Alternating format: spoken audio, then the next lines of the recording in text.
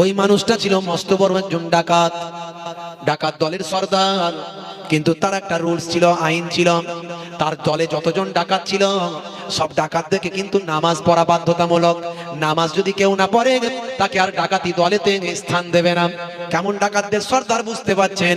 সাধারণ ডাকাতদের সর্দার নন, আর সাধারণ তিনি মানুষ ছিলেন না।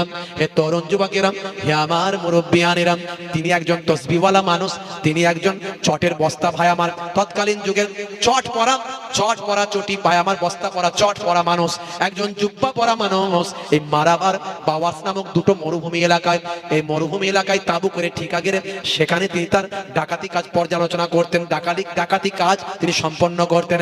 তিনি ডাকাতি করতে যেতেন না, তিনি থাকতেন তার তাঁবুর ভিতরে। তার সঙ্গীরা ডাকাতি করত, লুণ্ঠন করে মাল সম্পদ তার কাছে নিয়ে আসতো। তার ডিউটি হলো শুধু ভাগ বাটোয়ারা তিনি করতেন, আর যখন তার পছন্দ হতো সেটা তিনি গ্রহণ করে নিতেন।